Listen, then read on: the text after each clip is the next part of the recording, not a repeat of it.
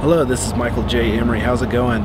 I'm here just trying to enjoy the last few days of summer in Oregon, and it's a beautiful day out. A little bit chilly, but just out in the mountains at one of the local dams, and just traveling around doing a little bit of camping.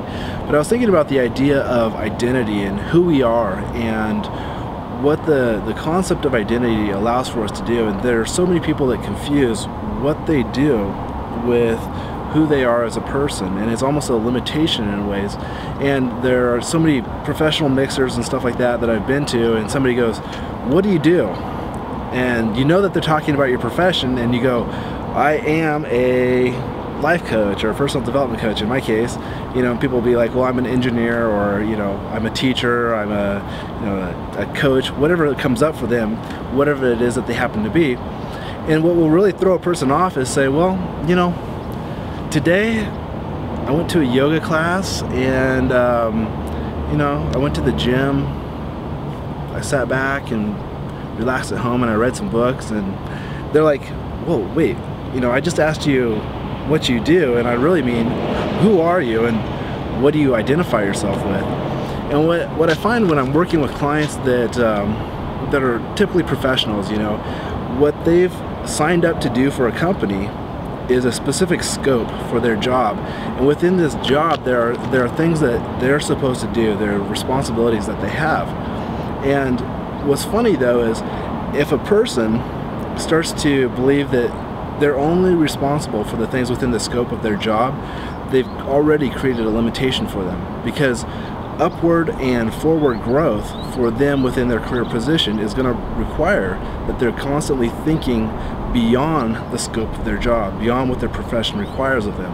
And already, we can see that what you do is not who you are as a person, because you've got many facets. There's probably a facet of who you are that you reveal to your family. There's a facet that you reveal to your loved ones or your friends.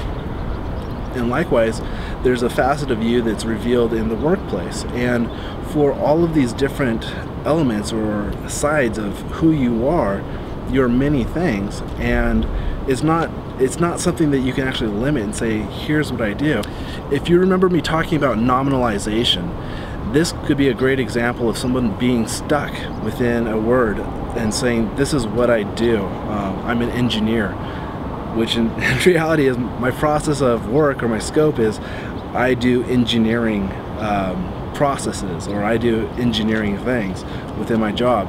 And this is just an example that I'm kind of coming up with off the top of my head, but it can be something that's really, really powerful for you to think outside and beyond of what it is that you do.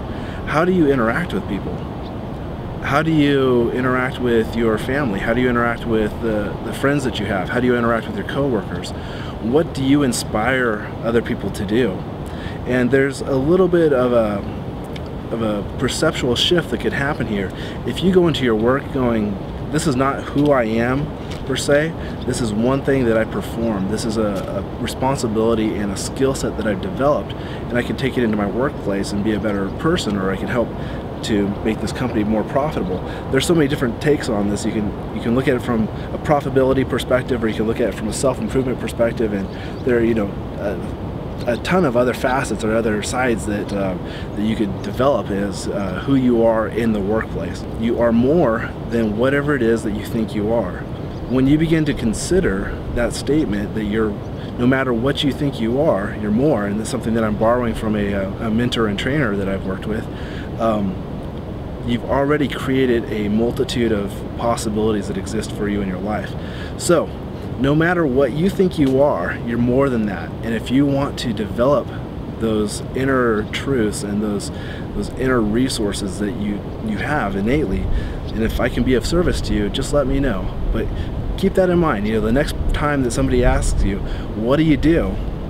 go ahead and give them that answer that they're looking for. But in the back of your mind, ask yourself, who are you, and what are you doing? What is the most important thing for you to do in your life? Because we don't know how much time we have here. We could all be gone tomorrow, we don't know. So as you are doing what you're doing right now, think about, how do you want to impact other people's lives? How do you want to change yourself? And the best way to impact other people's lives is to change yourself. to begin your own path of personal development. So I hope that's a little bit of an encouragement. If you have any questions, if you have interest in the coaching gym or in telephone coaching, or if you're in the Portland, Oregon area, live coaching session with me, get in touch with me.